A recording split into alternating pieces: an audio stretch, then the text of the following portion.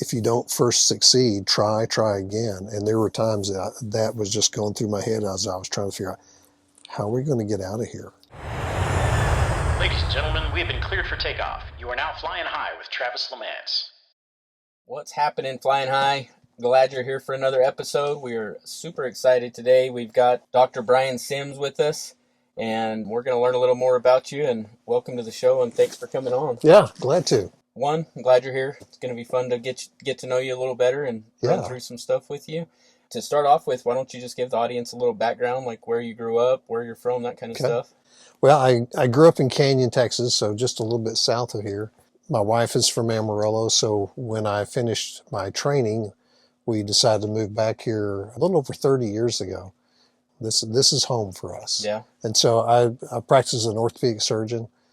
Been doing that for here in Amarillo for 30 years. Kind of the whole process of getting trained for medicine, everything started about 40 years ago. Right. So was medicine kind of always on your radar? Was that the plan, or how did you wind up there? You know, I don't know what all I wanted to be as growing up. In my teenage years, our family had a Christian youth camp in New Mexico, in the northern New Mexico, and so my job there was a wilderness guide. Okay. So for a long time, I wanted to be like, maybe a ski instructor or do wilderness rescue kind of work.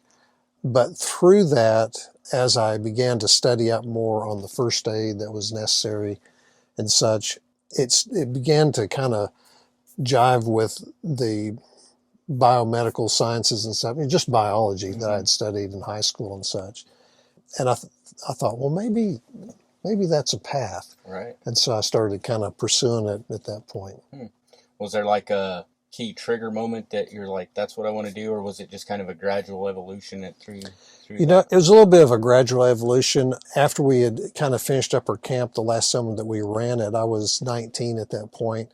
Didn't really know what I wanted to do, so I went to Amarillo College here, got my EMT certification, which gave me an opportunity to actually be in a hospital and work a little bit in the hospital. And I do remember one night just working in the ICU, just helping where you could. And there was just something that happened that night that was like, I think this is what I want to do. And I remember the next day I told my parents, I said, I think I want to pursue medicine. I've been thinking about it, but that was sort of the moment. You just kind of realized that you had a knack for it and an appreciation for it, I guess. Yeah, it was taking care of a patient, and seeing their need and being able to take part in their care. That, I don't know, it kind of resonated with inside of me. And so it was like, I think that was the moment that I was like, I think this is what I want to do. But I've been homeschooled, and so I hadn't been in a classroom in a long time. And so when it came time to go into school, I wasn't real sure how I was going to perform academically. And so my backup plan was like, well, if I can't get into medical school, maybe I could be like a physician assistant or something like that. But I ended up doing okay in school, and so I kept pursuing it and got into medical school.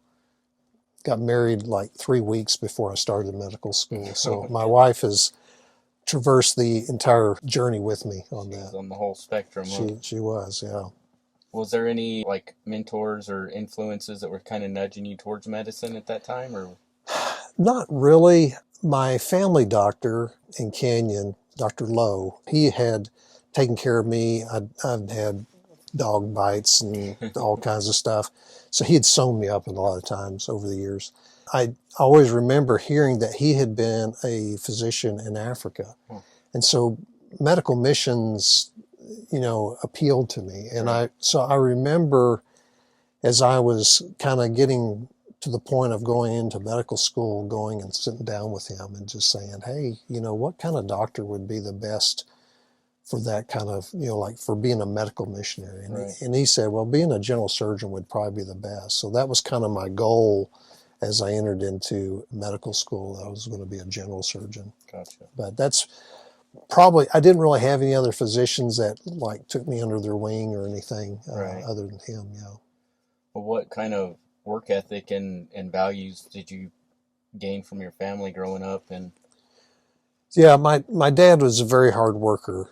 My dad, Fletcher Sims, he was kind of the original. He sort of started composting on a large scale, oh, and so no one had ever really done that before. And so he had done a lot of things. He had been a navigator on a B-17 in World War II, that's cool. and he had built barns and churches in this area for a while. But his background is his degree in college was soils microbiology. And so getting into composting, taking the idea and saying, well, how about if we take what people used to do in the corner of their yard and use that on a large scale on farms and stuff. Mm-hmm. And so I saw my dad work really hard through all those years. I mean, he grew up through the Depression and such. And so he had a very hard work ethic that he taught my brothers and I. And I think that's really cemented that in me. Right.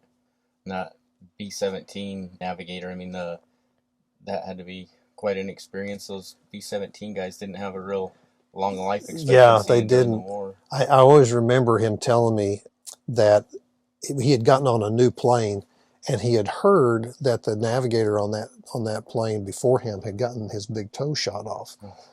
And so when the first time he got in, he sat down at his navigation table and he saw a hole in the middle of the table. And he looked up on the ceiling, and then on the floor there was a fresh patch. Holy cow. And he said, so whenever they got in anti-aircraft fire, he'd always find himself kind of backing away from the table. Trying to get away from that. Yeah, he didn't want to be over that spot. Yeah, I imagine. I had a little bad juju right there. Huh? Yeah, it did.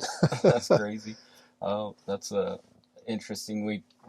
I'm part of the Texas Air and Space Museum here, and we've had several B-17 veterans and stuff in there, and we had one that was part of the museum that was a tail gunner in one of them, and he would tell us some of the stuff that went on, and man, there was horrific time, and it's really cool that those guys stepped up and did that, but talk about a scary experience to be involved with that.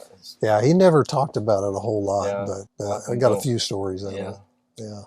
Well, for people that don't understand it, what's the process look like to go from high school or homeschool to college to medical school and all the steps that it takes to become an orthopedic surgeon?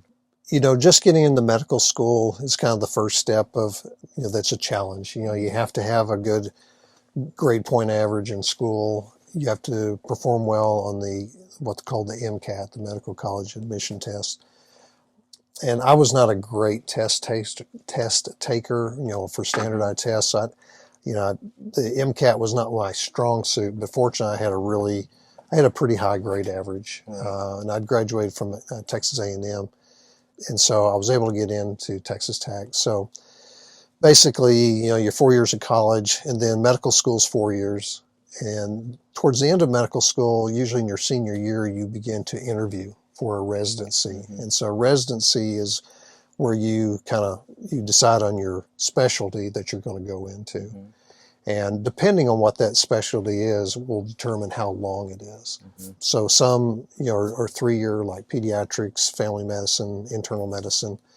Some of the surgery, like general surgery and orthopedic surgery are 5 years.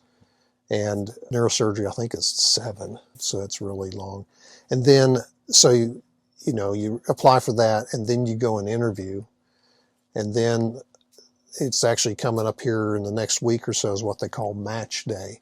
In March, in your senior year of medical school, you've kind of, ranked all the places that you interviewed in kind of the order that you would like. All the programs have ranked the students that they have interviewed and kind of ranked them. And it all goes into a big computer and matches everybody with their highest kind of choice. Right. And so everybody on the same day opens their letter across the country. Holy cow. Open their letter, find out where they're going the next year. That's and crazy. So anyway, I ended up being at Texas Tech in Lubbock, which is where I'd gone to medical school. So I did 5 years there. And then if you want to do a subspecialty, then there's usually what they call a fellowship. And the fellowship can be 6 months to probably, I guess, a couple of years, depending on what's it in. So I was kind of torn. I was intrigued with pediatric orthopedics, treating people, kids with maybe cerebral palsy and things. And I'd been exposed to kind of the children's clinic in Amarillo, and so I had some interest there. And our residency program, we didn't have a pediatric orthopedist on staff at that time. We did later, but at that point in my training, they decided to send us to Texas Scottish Rite to do like a 3-month rotation there. Gotcha.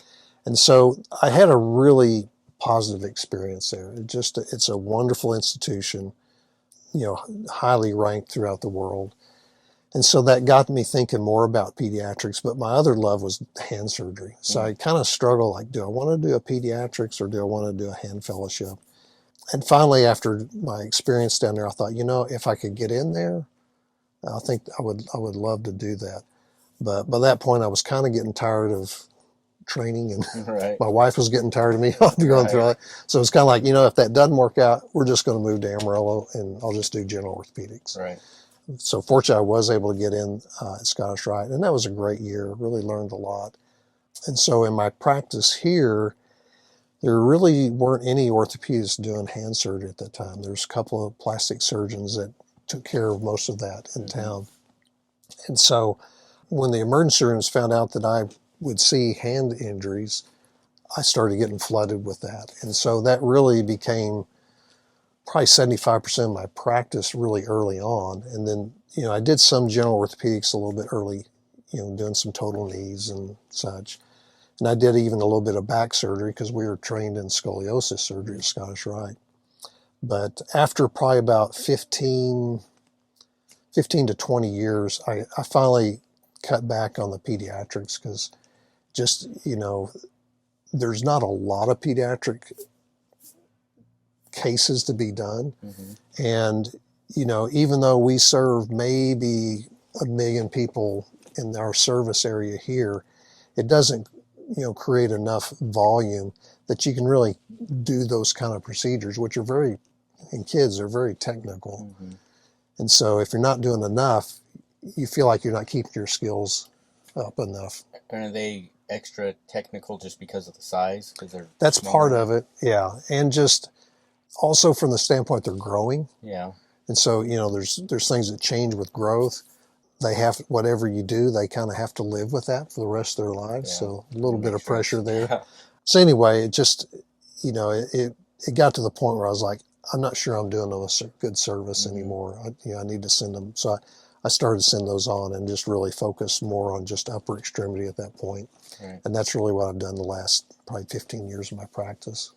So were you doing like all the way up to shoulder surgeries? And yeah, I would do shoulder, elbow scopes and reconstructions, a lot of hand and wrist surgeries of various types. I would imagine as many fingers as I've broken over the years that's a common injury on your hands. Yeah, and there's certain vocations that go with that, yeah. Working with cattle, motocross, those are good. Ropers. Ropers. Those are repeat offenders, as we You're call like, them. oh, welcome back, Bob. Yeah, come on back. What phase of that whole journey was like the most demanding and where you were like on the verge of, I don't know if I can do this or quitting? Yeah. Yeah. Your first year residency is basically your internship. And when you're a resident, are you licensed doctor at that point? Or? Yes. Okay. Yeah, you've passed your exams and you have your medical license from, the state, but you're under, basically you can go and practice after doing just a year of internship. Okay. You can go out and practice, do private practice. Right.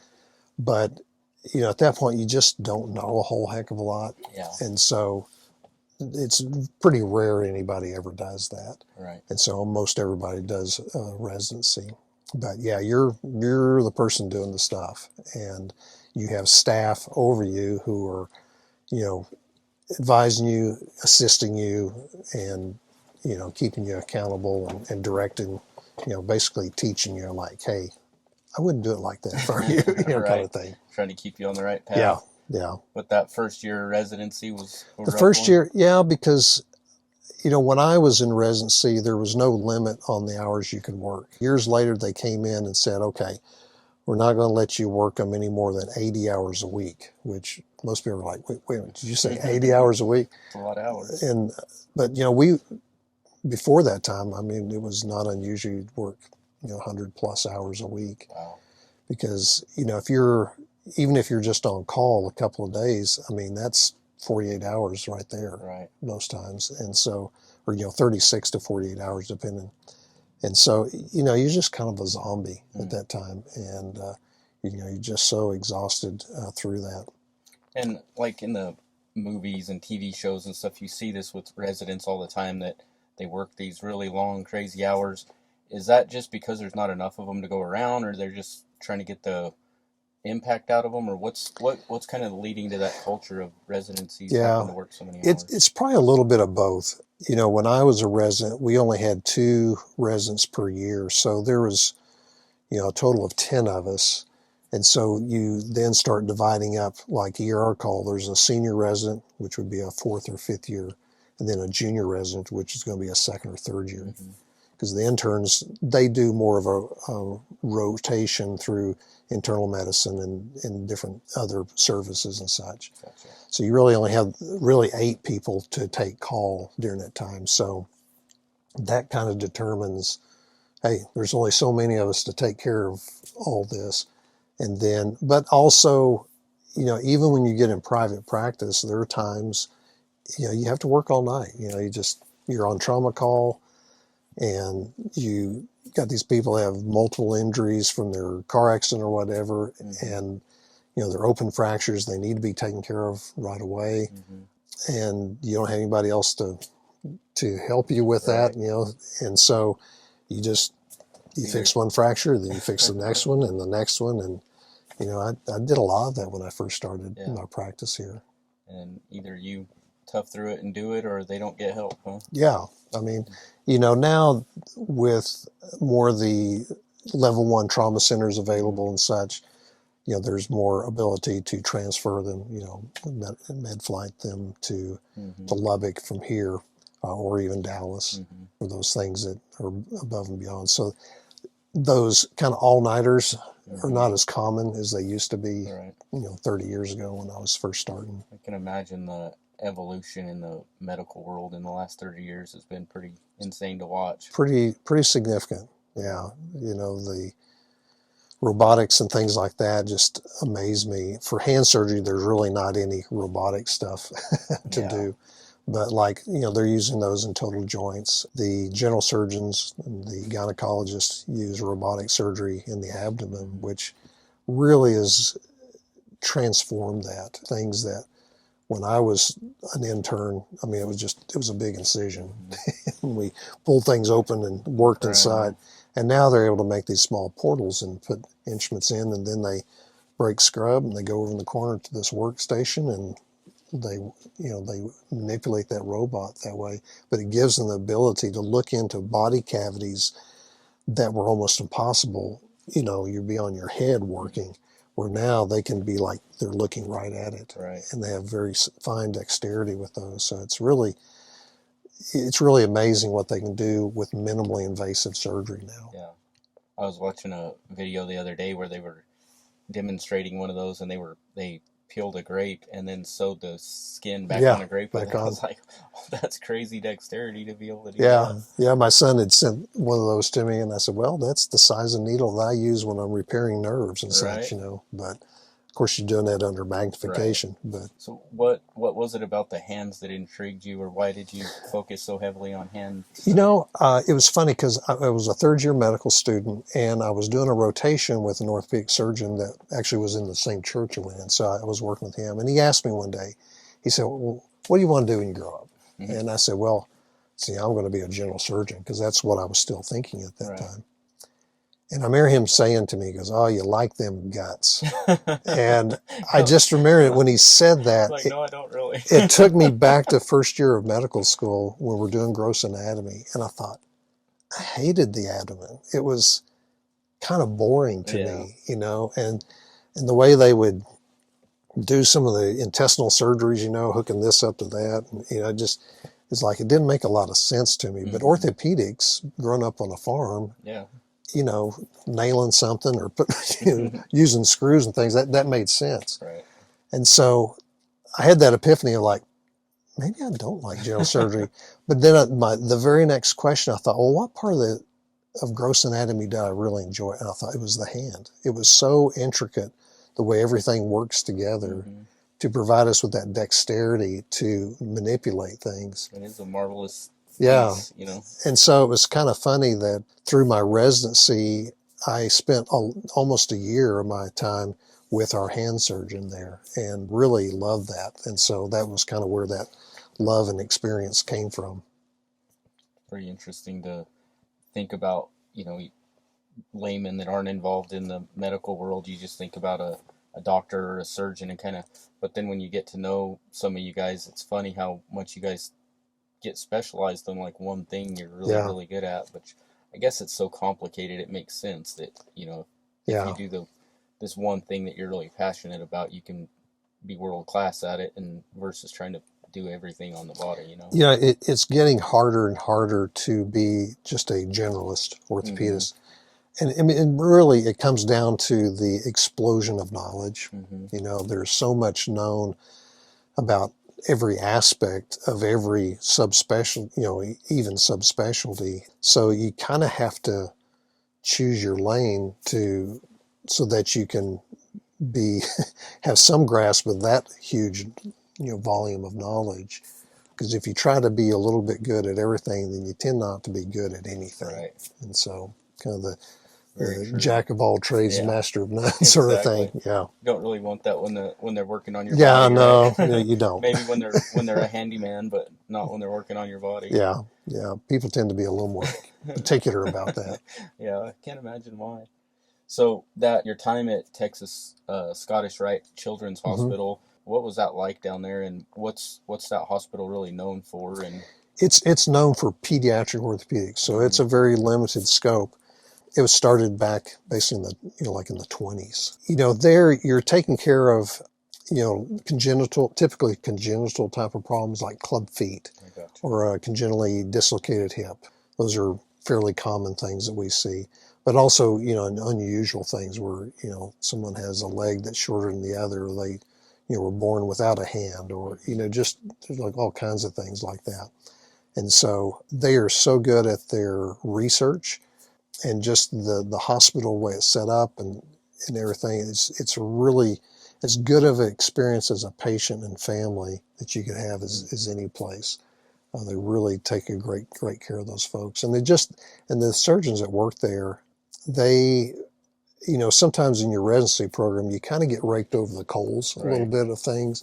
That's part of that hardening, kind of like working all night. But there, it was just, they were able to teach you in such a non-threatening way. Right. And it was more collegial. It was more like, hey, we want you to understand this, and this is why. And so, I don't know, it was a different environment. I really loved it down there. And just everything they did was done first class. Right. And cut any corners on anything. Yeah, they really didn't. And that's, to me, I've always had an appreciation for that. Excellence in everything you do. Right. And they really carried that. And so that was really the thing that resonated with me with the way they did things. Was some of the more impactful lessons that you learned there specifically about the medical practice, or more about how you take care of people and run an operation like that? It was really a little of both.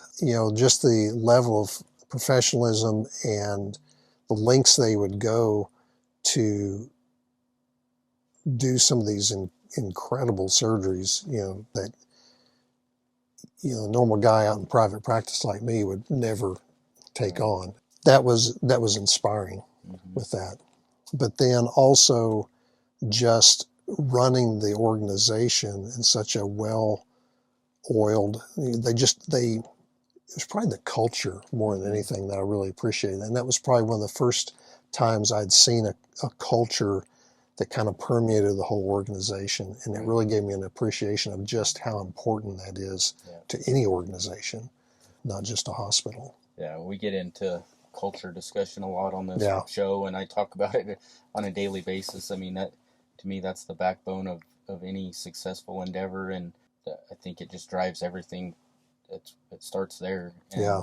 I can imagine the sensitivity in medical is right up there, above, maybe even above aviation. It's with our safety sensitivity and professionalism that we need to carry, because in the aviation world we feel the same way, that we got people's lives in our hands every time. You do, yeah. And airplane takes off, and there's zero room for error. Exactly. And so that, I think the higher you move up that criticality ladder, I don't even know if that's a word, but I like it. The further you move up that ladder, the more important culture is, because people need to have the ability to speak up when things aren't right and not feel like they're going to get fired or belittled or whatever. And so it's cool to hear that coming from the medical side too, that you guys recognize that and try to work within that too. It's pretty good to hear. Yeah. Is there anything in particular that you did in your private practice to try to drive culture or focus on that, or is it just your general management style? Or yeah, kind of different phases of practice life. Over the years, when I first started, I joined Keith Bjork, who was my best friend in medical school. And so he came here and started the practice, and about 10 months later, I finished up my fellowship, and so I joined him, and so that became Amarillo-Bona Joint Clinic. And when it was just the two of us, it was very kind of family, because there just weren't that many of us. Right. Now we have over 60 employees, and therapists and X-ray technicians, and just it's a much bigger animal. Right. But fortunately, we have a manager that really takes that seriously and provides things for connection, for just fun things for the staff, and has done a really good job of maintaining that kind of close-knit staff, which is and decrease the turnover that sometimes you have, particularly like a front desk. Front desk is a very difficult position to be in. You got people who are upset. Why is it taking so long? Or I already paid that bill. So they get a lot of that up front, and so we've had a pretty stable front desk for a while, and that's a testament to the management style. Right, and it definitely seems to grow more challenging as you add more bodies to keep that environment rolling. Yeah, it does. It's a whole different thing when there's 3, 4, 5 of you versus 60 of you. So yeah. What are some of the mindset? I like to talk about mindset and discipline and focus and that kind of stuff. And being a surgeon, when I hear that, I automatically think of somebody with a very high discipline and high focus and high drive. What are some things that you had to do to craft that and develop that, or were you just pretty naturally gifted with that? My upbringing with my father had a big part of that. That I remember him saying, any job that's worth doing, it's worth doing right. Great one. And so, even today, if there's a surgery that I haven't done in a while or whatever, I go back and, I review the anatomy, maybe read some articles or even watch some, videos of how different people, perform that, just to see if I want to change the way I'd typically do it. And so just so that you're prepared, just making sure that you're prepared for what you're about to undertake with that. And so that's and plus, we continue with our, we have to for our state license, keep it with our continuing medical education, but trying to stay current with, what is new, and then also developing the judgment of, just because it's new doesn't mean it's better. That's true. And that's where you begin to rely on your experience of I've tried that and I've tried that and those both failed, and the way I always did it still works for me. So I'm just going to stick with my tried and true. Stick with what works. So, yeah. You had talked about when you were in the ER and having car accident victims with multiple injuries and all that. I can imagine that's like a incredibly high pressure situation. How do you learn to keep your cool and composure under that type of stress? I would have to say it goes back to my spiritual disciplines. And I feel like God has always given me the ability to carry peace into a situation like that. And that is it's a part of my personality. I don't, I'm pretty low key kind of guy. And I found that over the years that, when I come into those situations and people are, families, what's going to happen, Yeah. to be able to just calmly say, this is what we're dealing with, and this is how we're going to address it. And, and talk to them about the, realistic risk with those procedures. And just, it's just keeping calm in those situations. But the ability to keep calm, I don't know, I go back to my relationship with God, that, he's the one that gives me the ideas, the ability. And so knowing I have that backing, which is pretty good, pretty good. He's pretty well known. It just allows me to walk into those situations and not be freaked out by it. Having that spiritual background and kind of having that confidence that you have that pipeline, that you're going to get that knowledge when you need it, that comes in there, probably gives you a lot of confidence in stepping into situations where other people may not have it. Yeah, I mean, there's been many a time, I'll tell people this, when I first kind of learned that I was actually hearing God, would be times that I'd have a difficult surgery coming up that day, and I'd be in the shower, and I'd be, I probably dreamed about it all night and thinking through my mind of, this is going to be tough and stuff. And there'd be many times that all of a sudden it was like a new approach. It was almost like God was saying, well, how about if you approach it like this? It was like, oh, I hadn't even thought of that. And I realized that was him speaking to me, but I didn't think of it as me hearing God. Right. I mean, it sounds kind of silly, I know but what you're saying. It took a while for me to get that. And once I began to understand that, like, oh, he does speak to me and I do hear him, and it's really helpful. Right.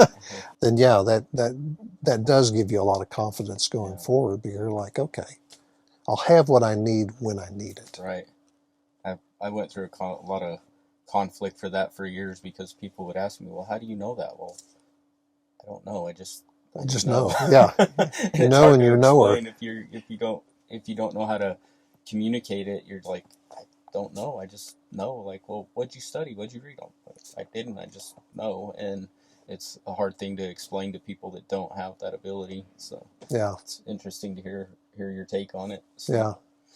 There's a wise man that told me one time, he says, I'm one with the one who knows all things. And he likes to talk to me. And I've quoted that so many times, but it's really true. The one that knows all things. I like that one. Yeah. That's good. What are some really interesting or standout cases you've had over the years, or something that you thought was really neat? I had the opportunity, after I'd been in practice here for probably about 5 years or so, there had been a surgeon that I'd actually worked with moonlighting when we were in residency. We went down and helped he and a bunch of others in the Abilene area. And he was involved with mercy ships. I don't know if you're familiar with mercy ships or not. It's a mission that they have a big hospital ship, and they will send advanced teams into that country and, begin to work out some, relationships with different clinics and doctors and stuff there. But then basically have a large screening that they do, typically in a soccer stadium, because that's kind of the biggest outdoor space. And people, the word will get out to the country that the ship is coming, and if they're in need of some procedure, surgical procedure, they can come and see if they would be able to get a time slot. And so these people, thousands of people show up when the ship actually pulls into port, and they'll go through and they'll screen all these people, and they already have their schedule of knowing, okay, we're going to have Dr. Sims, for 2 weeks in the middle of March. And, Dr. So-and-so is going to follow him, and he's going to be doing plastic surgery. And we got this guy who's going to, do some gynecology and such. So they have all that set up. So when they see somebody say, yes, you're a candidate for surgery, and they'll write on a little piece of yellow paper and said, you come back to the dock on this day. It may be 3 months from now. Because usually the ship would stay anywhere from 6 to 9 months in port whenever they would come serve a nation. And so because of my pediatric orthopedics training, they asked if I would come and do, because there's a lot of children with, neglected club feet or congenital bowing of the legs and such. And so I did that. I went to Lomé, Togo, was the first time I ever went. And a few years later, my wife went with, or I guess I went to Liberia. And then a few years later, my wife came with me back to Togo. And a year or so after that, my wife and I went to Sierra Leone. Nice. And I don't even remember which country it was. I think it was in Lomé. The second time I was there, I had a child that had 3 feet. They had 2 feet. They had a second foot coming off the left tibia. Oh, wow. And another like a one. fully developed foot? Yeah. Wow. And I'd never seen that before. And it's not a daily occurrence, no. Yeah, the kind of sick doctor joke is she couldn't dance because she had 2 left feet. So, but that's the epic dad joke. Yeah. But so we had to decide, okay, which foot is most in line, which is more functional, and then amputate the other one and stuff. But you can imagine, particularly in some of the small African villages, you're a total outcast. You're weird. Yeah. And so being able to see some things like that, you're just like, wow. And the surgery for that actually very complicated, or was it pretty straightforward once you figured out which? You have to figure out which nerves right. to keep and which arteries to tie off, which is feeding what. But it's not too terribly, that wasn't terribly difficult. The interesting thing is I had a child that had a club foot, and with a club foot, literally they walk on if it hasn't been addressed, the positions, they're walking what normally would be the top of their foot. Oh, wow. It's curved under that much. Is it like a tendon or ligament that pulls it under or something? Yeah, it's a contracture of the joints and the tendons and everything that occur with that. And so that's a pretty big surgery, even on an infant. In the United States, I would do that, when they're less than a year old, to correct that. You have to go in and open up all these different joints and lengthen these tendons and get everything lined up and pin it. But usually, you get pretty good results with that. When they're 12, it's a whole different story, because the bones have really changed, and sometimes you have to do a fusion of the joint rather than be able to release it. But I remember seeing a child, and I can't remember what age they were at the time, but we decided to do a clubfoot release on them. And we got pretty good correction, even though the foot was, severely contracted.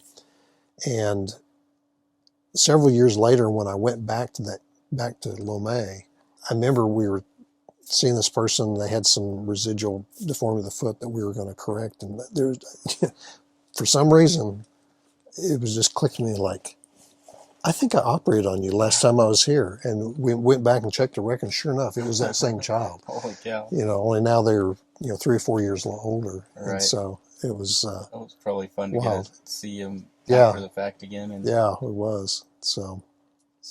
Do you get much follow-up on those type of deals, like on the extra foot and all that?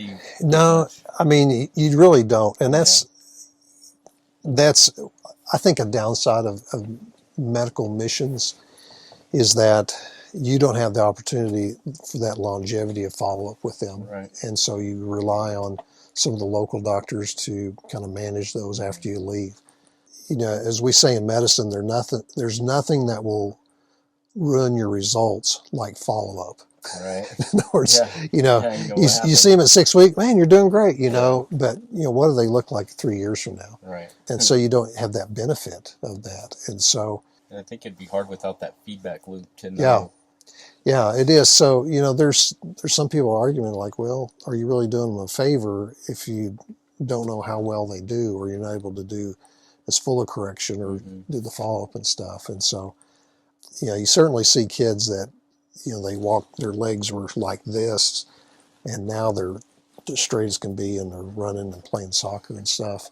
Is there something unique about feet that you mentioned that club foot problem a few times? Is that like a pretty common defect, or is there something unique about the Yes. feet? I mean, it's just one of the areas that can be affected.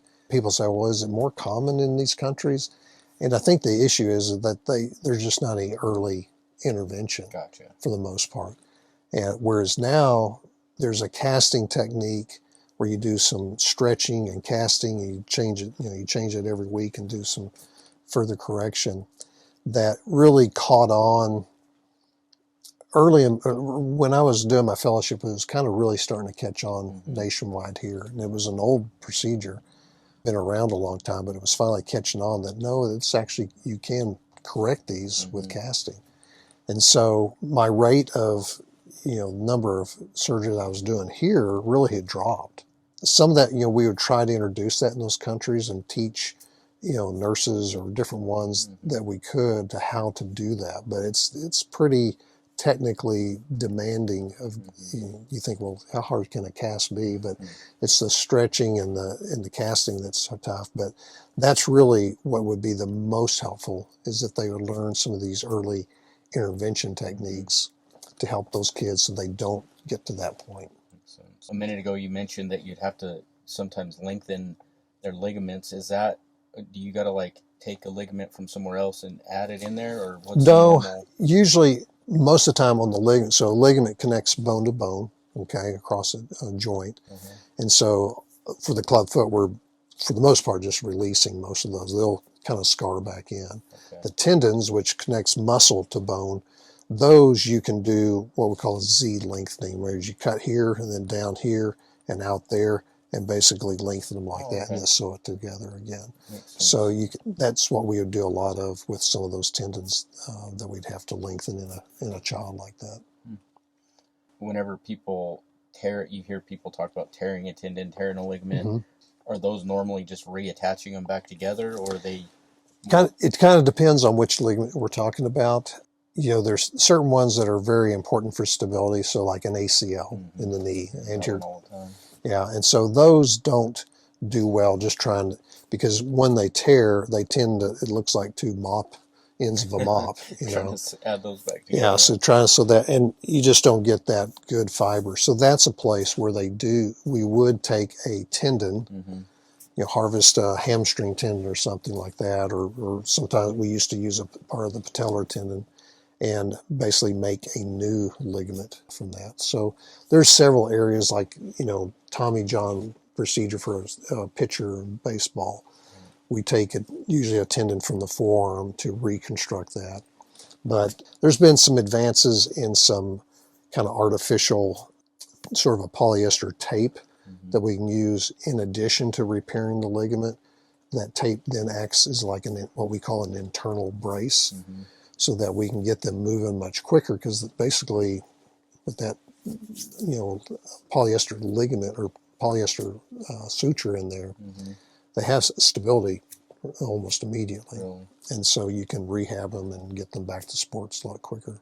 Hey guys, we'll get back to the video in a sec, but first, quick question for you business owners and high achievers watching. When you're traveling around the country for deals, scaling teams, or managing stress, are you actually flying with a team that makes your life easier? Or are you dealing with scheduling headaches, surprise maintenance bills, and too many moving parts behind the scenes? Well, that's why today's sponsor, Haven Aviation Services Group, exists. Think of them as the safe haven of the sky. Haven is a vertically integrated aviation company, meaning they handle everything under one roof. From your private jet charters, aircraft management, brokerage, maintenance, avionics, and premium grade services at their FBO. For aircraft owners especially, this is the absolute real best value. Instead of juggling pilots, insurance, scheduling, maintenance, hangars, legal docs, Haven manages it all in one place. No guessing, no surprises, and no wondering why something suddenly costs six figures. Their entire focus is transparency, safety, and long-term planning. So you actually trust the people managing your aircraft and don't have to stress about it at all. So if you want an aviation partner that operates with the same discipline and results-driven mindset we talk about on the show, hit the link in the description to connect with Haven Aviation Services Group. Big thanks to Haven ASG for sponsoring today's video, and now let's get back to the show.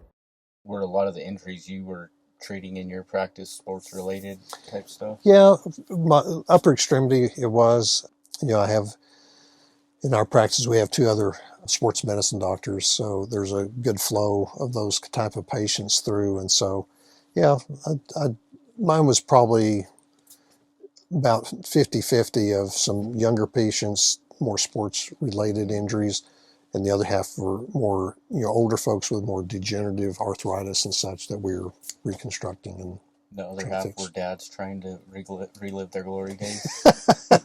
I've definitely seen that. Yeah. How'd you tear up that shoulder? I was throwing that long bomb. Yeah, long bomb. Yeah, exactly. The weekend warriors. Yeah, exactly.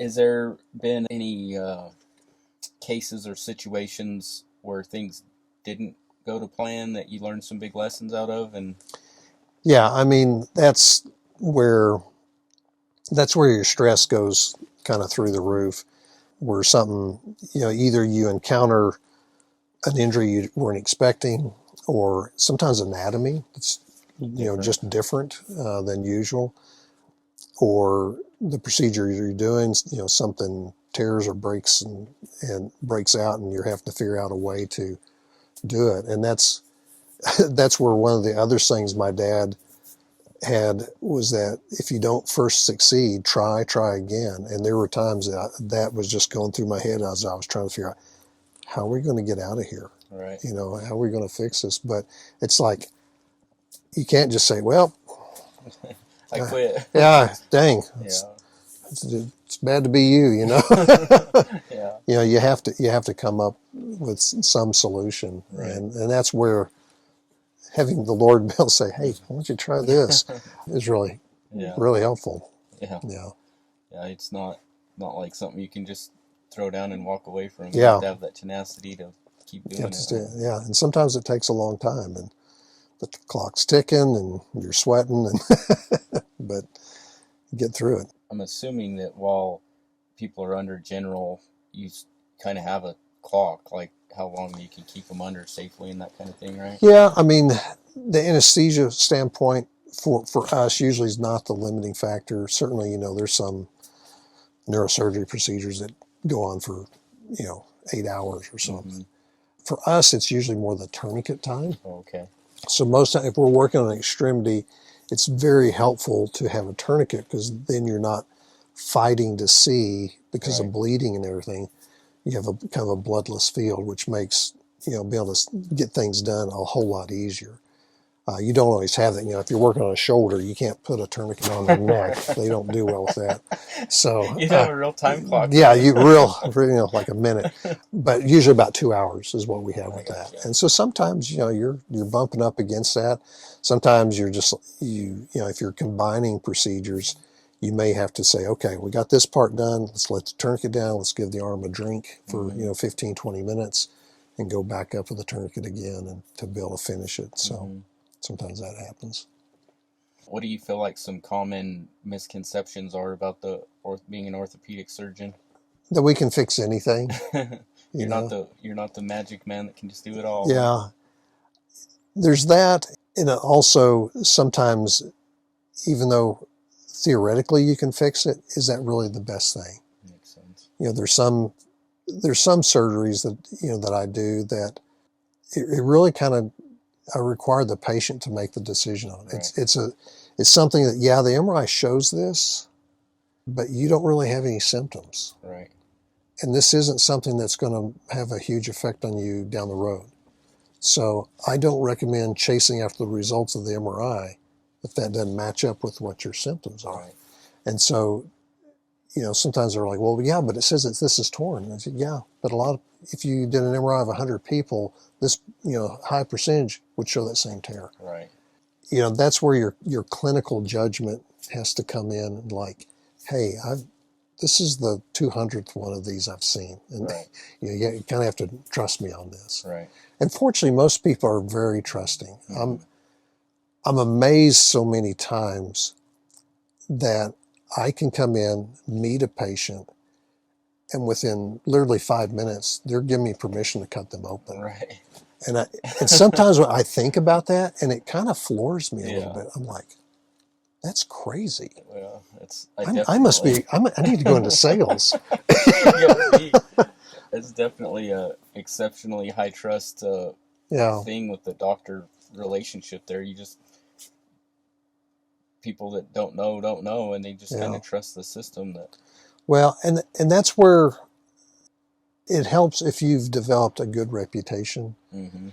I've told somebody here the other day, I said, really, one of my favorite patient visits is when I have a patient that comes in expecting they're going to be told they need surgery. Mm-hmm. You know, they have this, you know, on their MRI or whatever, and so they Googled it, and this is what has to happen and stuff.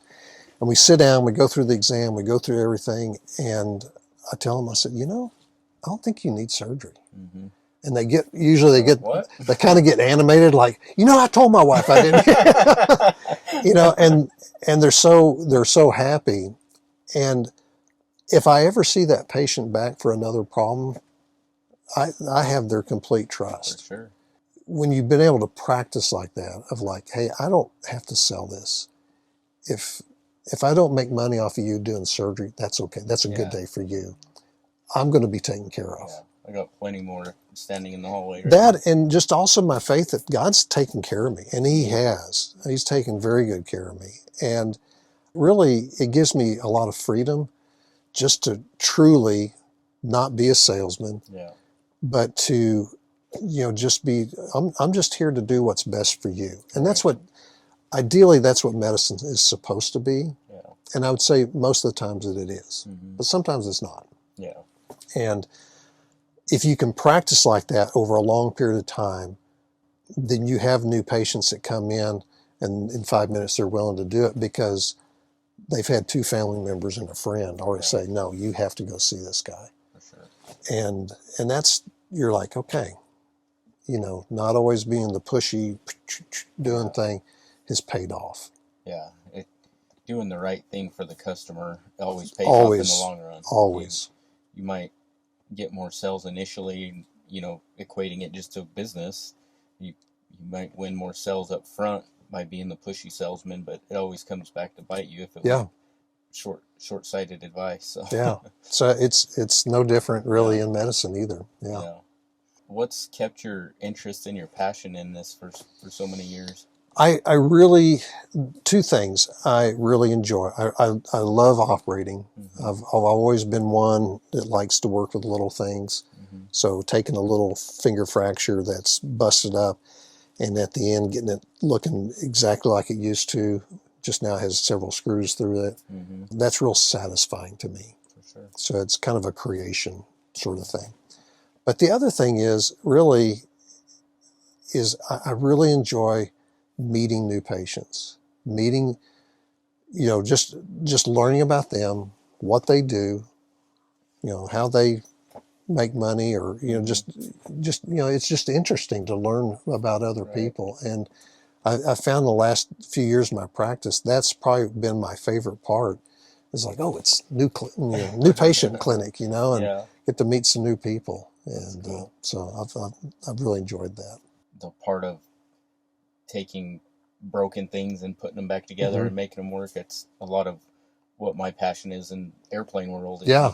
Take something broken, messed up, and troubleshooting it and figuring it out. And it's I've never drawn those parallels between surgeons and what I do before, but as we're talking, there's like, well, that's like the same as people just trust a pilot to go blast them 500 miles an hour through the air without even meeting them, you know, and a lot of trust there. Yeah, there's a lot of trust there. And then me having the maintenance background on the airplanes, you know, it's the hydraulic plumbing and how you have time limits on these things because these things cost. I mean, it's kind of an interesting little dynamic of this drawing that I've never correlated before. There's a lot of that same satisfaction. Yeah.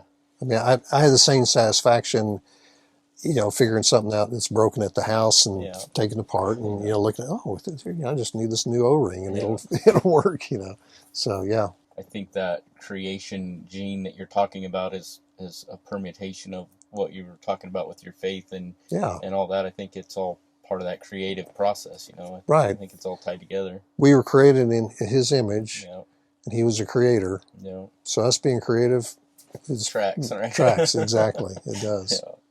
So you serve as a clinical assistant professor at Tech. What all is involved in that? What do you do there? Yeah, I haven't done that for a number of years, but, you know, typically it would be me going and having, you know, whatever rotation of medical students, maybe they're on general surgery or pediatrics or whatever, and just talking to them about orthopedics, which I always like taking that opportunity, because that was one thing I found in my medical training, and I don't know if it's changed much, but for whatever reason, we really didn't have any exposure to orthopedics whatsoever. We had 2 weeks that we could do a surgical elective, so you could go do it with a plastic surgeon or a urologist or whatever. And because I knew an orthopedic surgeon, I did those 2 weeks with him. That was the only exposure to orthopedics I had. That's crazy. And I ended up, that's what it changed the trajectory of my life because of that. And so I had some passion about that, of like, I want them to know. Because even if they go into emergency medicine, or they're a family practitioner or a pediatrician, they're going to deal with fractures. Right. And they need to have some idea. One of the simple things, I just helped them learn how to describe a fracture over the phone. So if you're calling an orthopedist, you can tell them, okay, know what bone it is. And, they would know what bone it is. But, how we describe, the displacement and the angulation and things like that, so that they can be able to paint a mental picture to me if I'm on the phone with them. And I say, okay, you can just put that in a splint and then come see me in the office. Or like, they need to go to the emergency room. And so, because I didn't get that in my medical education, I wanted to pass that on to them, to help them understand. So, arms broke is not a good definition. Yeah. Hey, this guy's got a fracture, and yeah, I can imagine the details matter on that. Yeah, a little bit. What do you hope the next generation of doctors understands about medicine that might be getting lost today? I think I would say realizing that not all advances are good.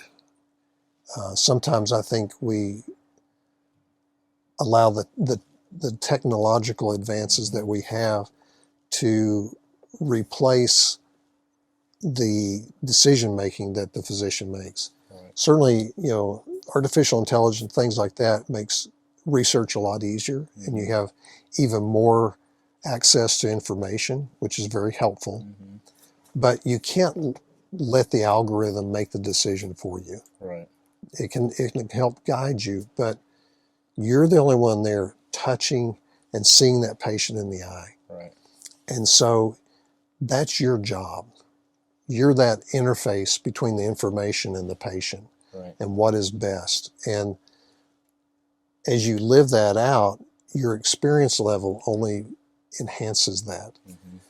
And and as I've gotten older, I'm a little more of a naturalist, and a little less pharmaceutical and such. Right. And that's not a popular opinion. Yeah. But I feel like a lot of the disease processes that we're dealing with now are really due to a lot of our nutrition. And I've only really come to realize that with some of the study I've done over the last few years, and going, wow, that it makes a difference. So throw you in the hot seat. Okay. How do you feel about all of RFK's changes to the food and the nutrition? I'm thrilled with it. Me too.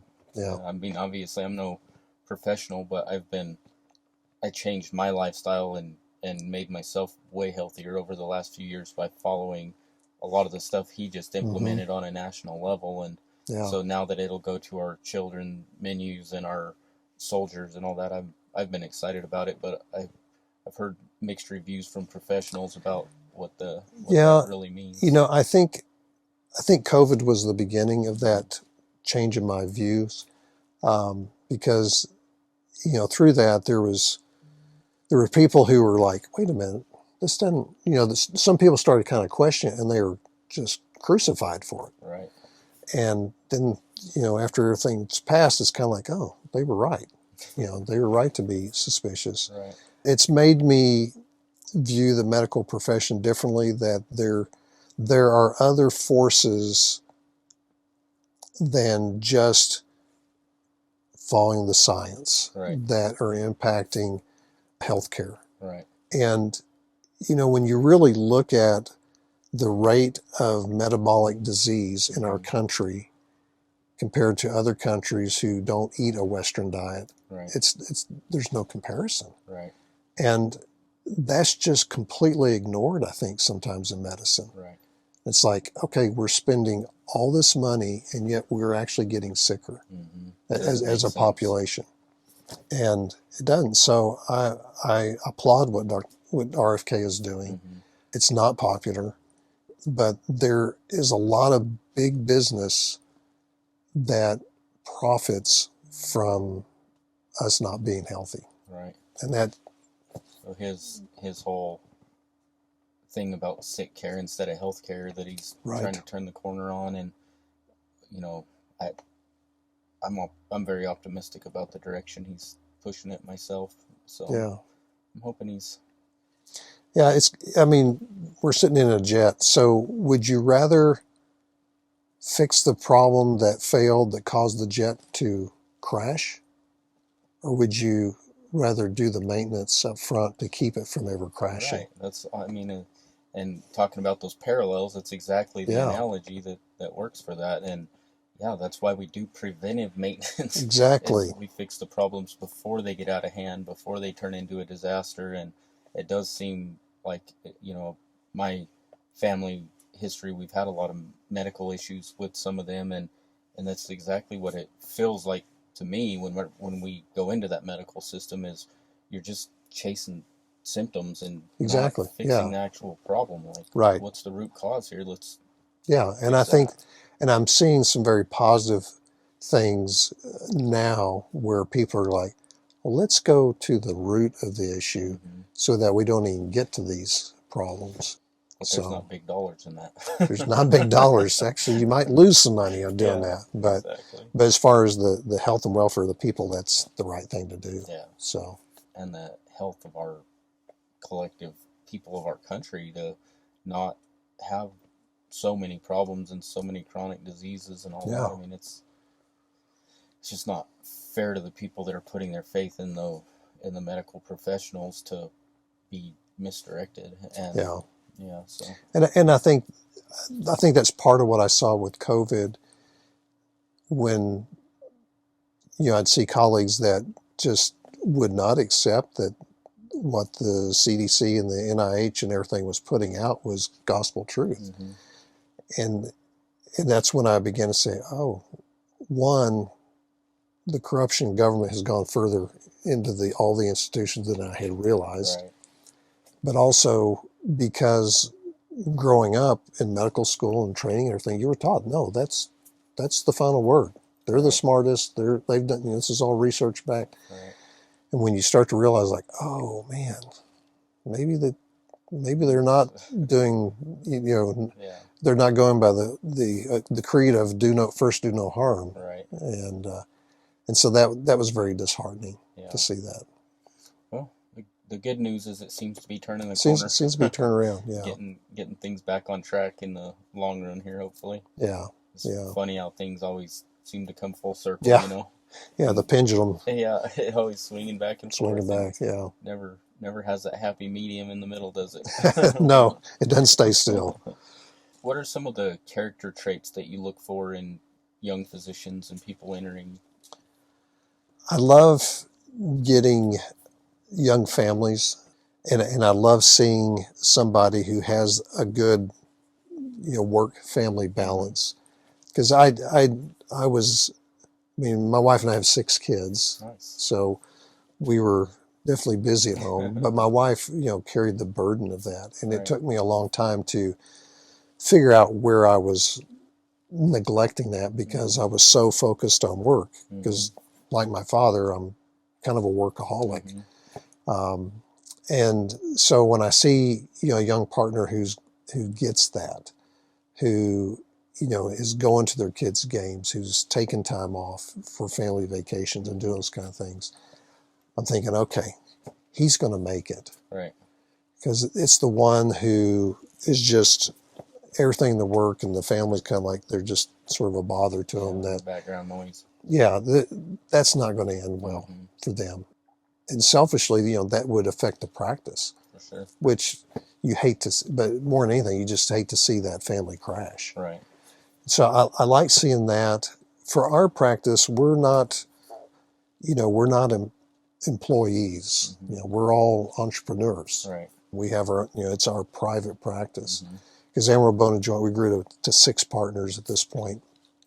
And right now in medicine, a high percentage, well more than, I can't remember, maybe like 60 to 70% of people coming out of residency now are looking for an employed position. Right. In other words, either work for a hospital system or, some kind of medical system where they can, most of them say, oh, I just want to do medicine. I don't want to have to worry about the other. And that's reasonable. I understand that. Or more of a shift type of job, like going and working in the emergency room where, man, I come in at 8 and I leave at 8. Right. I do my 12-hour shift and I'm done. That's nice because you can go home and you're not bothered with patient calls and stuff like that. But I do like somebody who has an entrepreneurial spirit. Like, no, I want my work to be rewarded. If I'm going to work harder, I want that to be rewarded and not just like, I can do the minimum and I get my salary and I'm good. And that's kind of a rare thing. Yeah. It's definitely a hard combination to find in any business, really, and then niching it down to a surgeon like that. I mean, it's really a very small percentage. It's become, that used to be the norm, but over time it's become more and more of a small percentage. Gotcha. If you were talking to a younger person thinking about going into medicine, what would you tell them? I've had lots of talks with people, having that consideration of, do I want to, should I go to medical school? And I've only talked one of them out of it. Yeah. I actually told him, don't do it. And it was a person who simply looked at it as a good business decision. He said, this looks like a good way to make money. And I said, do not do this. Wrong angle to start from there. Do not. I mean, it really, because of the hours, because of the risk, there's anytime I cut somebody open, I'm creating risk for myself. Right. That it really is a calling. I call it, it's more of a calling than a job. And, it's kind of like being a pastor or, a military or police. I think those people are called to do that just because, the stress is high, the risk is high, and those kind of things. And unless you have a little passion for that, you're going to get burned out pretty quick. Yeah. And even when you do have those passions, you can get burned out. It's definitely a field that you need to go into for the passion, and you just know financial support will come as a byproduct of the passion, not most times. Yeah. And, again, that's where I like somebody with an entrepreneurial mindset, is that, there are business opportunities within medicine, right, and that can be developed. And so I like to see that, because you can be a doctor and not really make a whole lot of money. That's probably happens to the majority of them. Yeah. If they don't have some type of business background or somebody that is looking out for that side for them. That was one thing that I did that I think was really helpful for me, is that early on in my practice, I realized, like dealing with insurance companies, what a disadvantage we were with them. I was on a contract review organization for orthopedists in our community, where we're just looking at these contracts and understanding, like, oh, so they can do that to us, just realizing different tricks that are within those. And I thought, wow, they have all the power. Physicians, I think, have turned over that power of a little bit of self-determination, because they didn't want to dirty their hands with the business. But, when you look at it, like our practice, with 6 orthopedists, we have MRI, we have physical therapy, we have durable medical equipment. I mean, it's a multi-million-dollar business. And so you have to manage it like a business, because if you don't, you go out of business and you can't help the people. Right. You can't fulfill your passion. And I had an advisor that told me that early on. He said, hey, I love it that you love taking care of these people, doing gratis surgery and things like that. But he said, if you keep doing that, you won't be able to stay in business Right. and continue to help people that Yeah. really need it. And so it gave me a different idea. And so through those experiences, I decided I have to learn something about business, Right. because I did just all the sciences through college, Right. which most doctors do because that's kind of what they're attracted to. And so I got a mailer in the mail that was a new MBA program for physicians that Texas Tech was starting. And so I went and joined that class, and it didn't make me any financial wizard, but it kind of brought me up from the negative business knowledge to at least even, Right. And I think that really helped in developing our practice further as we grew that and such, just to have a better understanding of the business side. And I think a lot of people that are passionate about their vocation, it's easy for them to get caught in that trap where they literally would do it for free. So Exactly, yeah. For some people, like, oh, you don't got no money, that's okay, I'll take care of you. But it is easy to get short-sighted where, hey, if I keep doing this, I'm not going to be able to keep doing this. So Exactly. for the greater good of the number of people I can service and take care of, I need to be able to run this as a profitable thing here. And I think a lot of people don't realize it until it's too late. Like that, it's good that you caught it early enough that you were able to fix it and correct it. But I do think a lot of people that are potentially the best person for it because they're so passionate about it are not doing it because of that. It's kind of a weird little conundrum you got to watch. And I think that even goes for burnout. Mm-hmm. It's the same kind of thing, a little bit different, but you have a person who's so passionate, they're so driven to do this, but they're not taking care of themselves. Mm-hmm. They're not exercising, they're not getting enough sleep, they're not getting enough time with their family. And so, they just crash and burn. And so they're not able to do that thing that they were so passionate that kind of drove their burnout to start with. As always, it's about balance in those things. What are some books, mentors, philosophies, some of that kind of stuff that have shaped your life that you think other people could benefit from? That's a good question.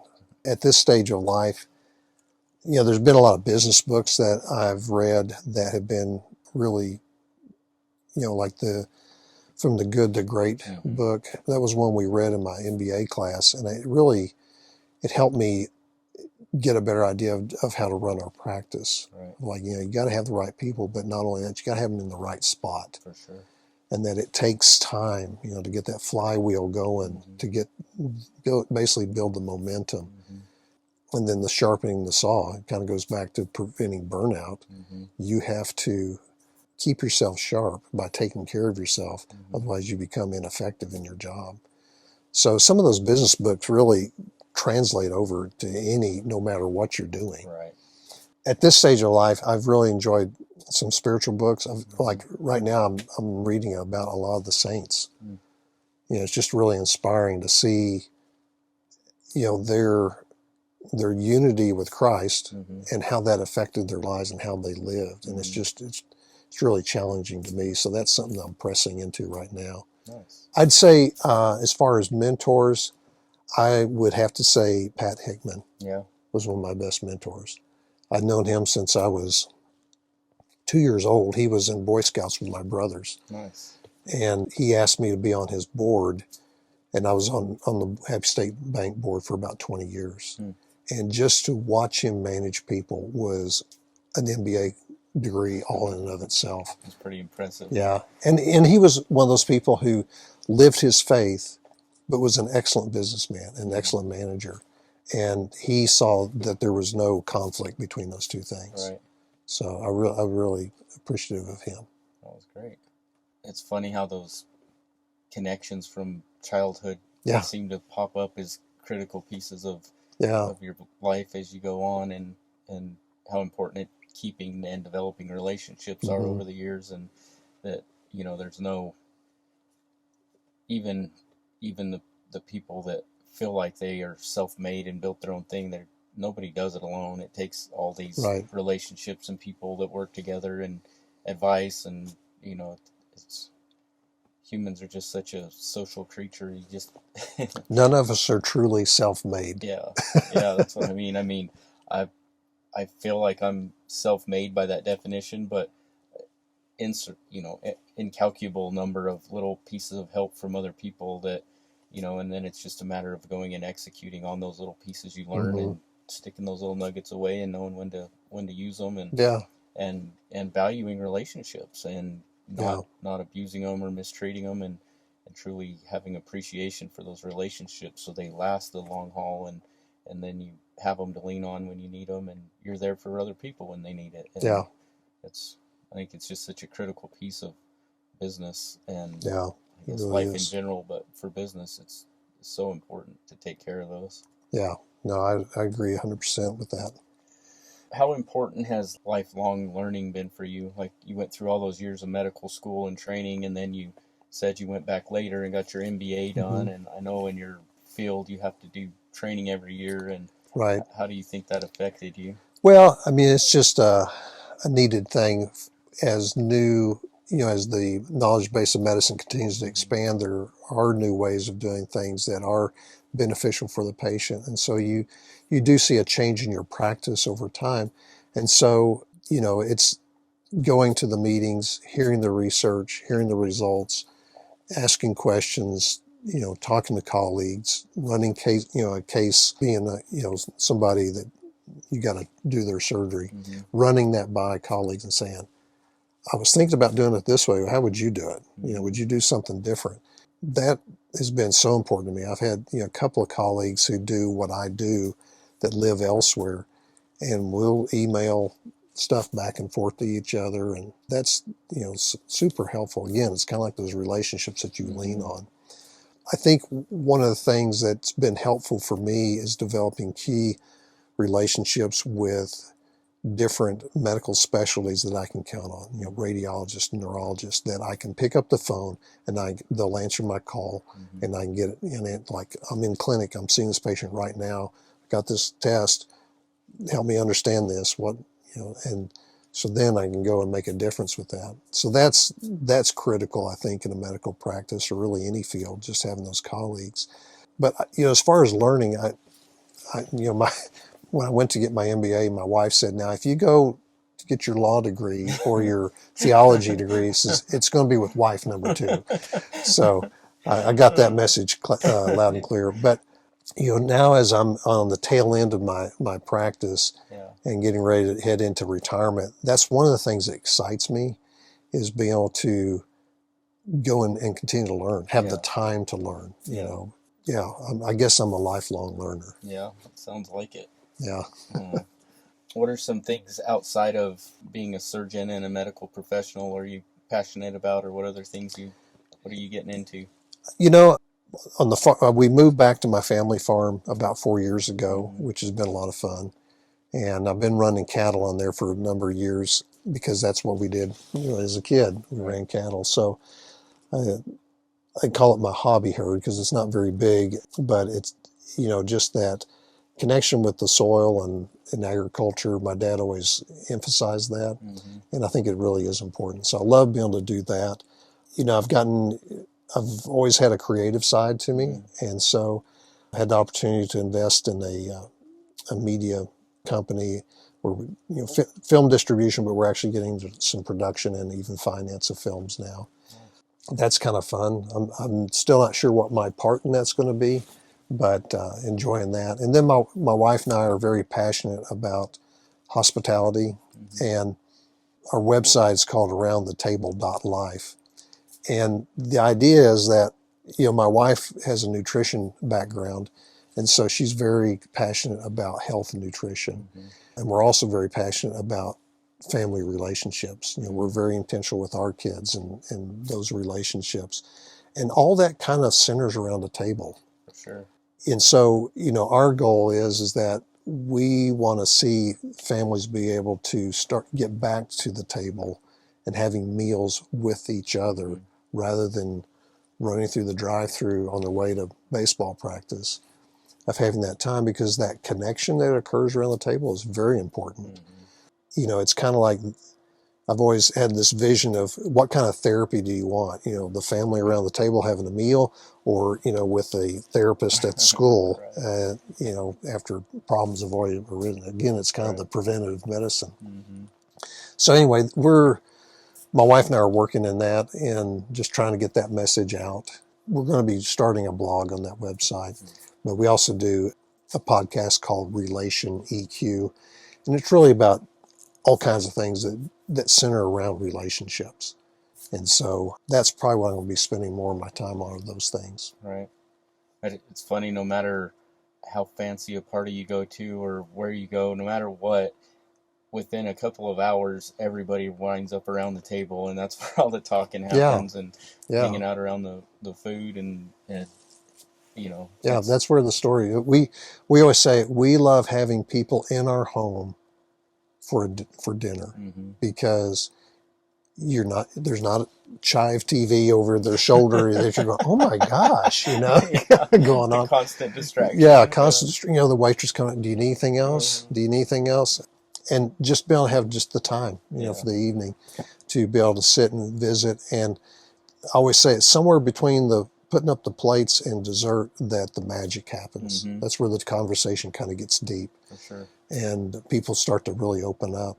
And so we love that. That's really neat. It's cool that you're taking that and doing like a whole thing around it. And, you know, I think some of the younger families probably missed out on that, and putting it in a format where I think people can go find it and be willing to try it, and, you know, put the phone in the other room for an hour and sit around the table. It's, you know. It's interesting. We ran across some research that was amazing, you know, like kids getting in trouble, you know, pregnancy and drug addiction and alcohol, and, you know, their grades in school, how all of that is so affected by just having, I think it was like 3 times a week with, you know, a meal with the family 3 times a week. The difference in those metrics was like, wow, that's powerful. Yeah. So anyway, that's our tagline is saving America one meal at a time. That's fabulous. I love it. Feeling a little convicted right now because we don't do this enough. we do it once in a while, and we generally do family dinner, but it's usually on the phones and the things and all that, you know, how it is, all the stuff. We need as a family to do a better job about locking the phones in the other room, and just having some dedicated, undistracted time together, and giving the important. kids that outlet for, you know, having an open discussion without the constant dings and dongs, and all the notifications, and all the things. But it's a admirable thing you guys are doing. I think it's going to be beneficial. Hopefully we inspired you rather than convict you. You did. You inspired me. I'm going to do better. You call it your hobby herd, and as we were getting on the airplane a minute ago, we brought that up, and we talked about it on this podcast several times. But me and Robin have our hobby herd, and that was funny to hear you kind of have a very similar situation with a busy practice and busy professional life, and that's kind of your outlet. That's kind of ours, you know. It's great to go home and just go pet a cow and just chill out for a minute. It's amazing how much therapy petting a cow is. It's crazy, and just go out there and stand in the dirt and play with those critters for a minute. I mean, even like, I know people think I'm weird, but if it's like coming in a winter storm. Yeah. I love bundling up, getting on my tractor, running the bale of hay out to them, you know, getting it rolled out for them and stuff. And I don't know, it's just, it's kind of like the West Texas grit, I guess, kind of comes out what it is. with that. Yeah. I don't know how to explain it either, but I'm the same way. There's something fulfilling about it, but also peaceful about it. It's weird. Like I don't know if it's just because they have no stress, they have no care. They're just totally carefree. Kind of comes up to you. It does. You just kind of feel it when you get out there with them, and people that haven't ever had the opportunity to be in that environment, I think they're missing a critical piece of life. And you know, we have our ranch out in New Mexico, and when things get to a boiling point around here and all that, and Robin just sees it on me, she's like, you need to go hug a tree. She always says, you need to go hug a tree, and that's code for I need to go to the ranch for a few days, and then day or two out there, I'm just totally reset and fired up again. And I agree. I have I don't know if sympathy is the right word. I just wish more people that live in real urban areas had the opportunity to do that. I think it's just a critical piece of life. Yeah, you look at how our country has developed, so much urban area, and that loss of agricultural life, because 100 years ago, almost everybody lived like that. Right. And so I think there's been a loss of that again, that kind of connection with with nature, with earth and such, and that is really great. It's kind of grounding. For sure. Kind of gets you back. Yeah, it sounds all hippy dippy, but there's something about it, man. You get away from it for a little while. Like I feel it I just feel it. Like I don't know how. It's hard. Like the stuff we talked about earlier, it's hard to explain. It's just is what it is. But it's fun. Well, but it's real. It is. It's very real. You'd mentioned you're kind of moving towards your retirement years, and how close or imminent is that coming down the pipe? Well, as I mentioned earlier, today's my first day of semi-retirement. Yeah. So it's the first day I've not had to go in to do surgery. So what's that feel like to not be in there doing I texted all my kids today and just told them, said, hey, today's basically I have about 10 weeks of just half a day a week to make sure my post-ops are doing okay before I ride in the sunset. But I told my kids, I said, it feels a little weird, but exciting, and so just starting that new chapter, like, okay, what's going to be the new rhythm of my life? Right. Still kind of figuring that out a little bit. Well, it sounds like you got plenty to keep you going. I think I do, A lot of new passion projects, and not quite riding off into the sunset yet, just moving. Yeah, just changing spaces. And I like how you're on your first day of semi-retirement and you're here promoting your next phase of non-retirement.